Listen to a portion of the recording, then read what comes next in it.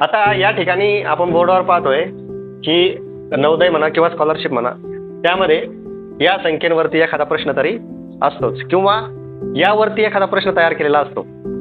तर बघूया आपण विरुद्ध संख्या, समसंख्या आणि विषम संख्या म्हणजे काय. तर विरुद्ध म्हणजे अशी संख्या की ती त्याच्या विरुद्ध असते. आपण विरुद्धार्थी शब्द पाहतो ना मराठीमध्ये, जसं की काळा, गोरा, उंच, बुटका, आहे का नाही, तशा प्रकारचं. गणितामध्ये विरुद्ध संख्या कोणत्या, तर काहीच नाही करायचं. त्याचं काय करायचं, आपल्याला चिन्ह बदलायचं. समजा -1 असेल तर त्याची विरुद्ध संख्या काय असेल, 1. 2 असेल तर त्याची विरुद्ध संख्या -2. -3 असेल तर त्याची विरुद्ध संख्या 3. -10 असेल तर त्याची विरुद्ध संख्या 10. 11 असेल तर विरुद्ध संख्या काय येईल, -11. अगदी बरोबर. 12 असेल तर विरुद्ध संख्या -12. कळालं. विरुद्ध संख्या किती सोप्या होत्या, कळाल्या. चला पुढे. आता बघायचं आहे आपल्याला समसंख्या आणि विषम संख्या. समसंख्या शोधताना एकक स्थान बघायचं. संख्येमध्ये एकक स्थान माहिती आहे ना, एकक, दशक, शतक, हजार हे आपण असं पाहिलेलं आहे. तर त्यामध्ये सगळ्यात महत्वाचं आहे एकक स्थान. या एकक स्थानी जर 0 आला तर तिला म्हणायचं समसंख्या. 2 आले समसंख्या, 4 आले समसंख्या, 6 आले समसंख्या, 8 आले समसंख्या. कुठं आला पाहिजे तो, एकक स्थानी आला पाहिजे. आता इकडे काही येऊ. आता हे किती झाले, 30. मग ही 30 ही काय आहे, समसंख्या आहे.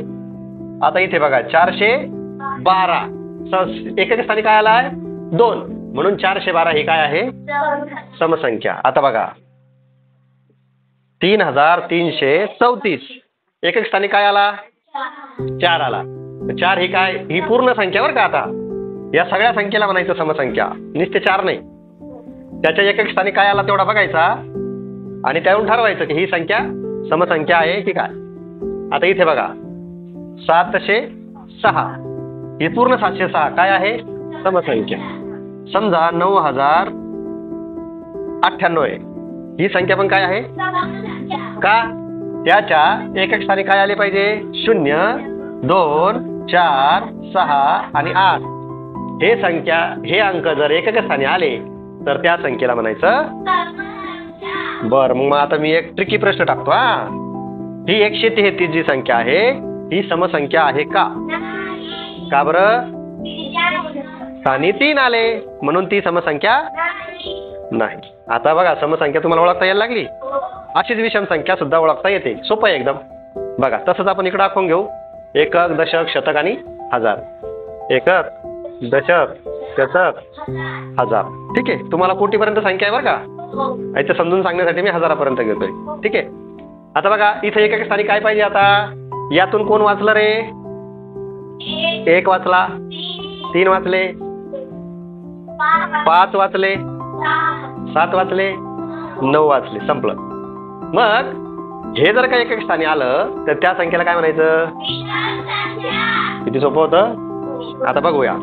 आता याच्या पुढे काही लिहिलं, समजा मी 791 ही काय आहे, कारण की त्याच्या एकक स्थानी कोण आलेला आहे, 1.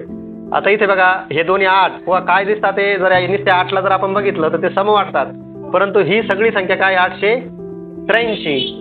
एकक स्थानी 3 आल्यामुळे ही सगळी संख्या काय झाली, व्हेरी गुड. आता हे 7015 आहे समजा, ही संख्या काय झाली, शेवटी एकक स्थानाकडे बघायचं. एकक स्थानी जर हे आले तर विषम, ते आले तर सम. लक्षात येत आहे. आता या संख्येला बघू. समजा 4449 आहे ना, हे सगळे काय आहेत, सम अंक आहेत, पण ते या संख्येत आल्यामुळे शेवटी जर 9 आले तर ते काय झाले, लक्षात येते. समसंख्या आणि विषम संख्या ठरवताना सगळ्यात महत्वाचं काय बघायचं, एकक स्थानची जागा बघायची. रिव्हिजन घेऊया आपण. विरुद्ध संख्या म्हणजे काय, तर विरुद्ध संख्या म्हणजे फक्त चिन्ह बदलायचं असतं आपल्याला. वजा असेल तर अधिक करायचं, अधिक असेल तर वजा करायचं, पण संख्या तीच लिहायची. विरुद्ध आहे ना ती, है ना. याच्या विरुद्ध हीच संख्या असते, तिला वजा चिन्ह द्यायचं. इथे -3 होते, विरुद्ध येणार 3. -10 होते, विरुद्ध येणार 10.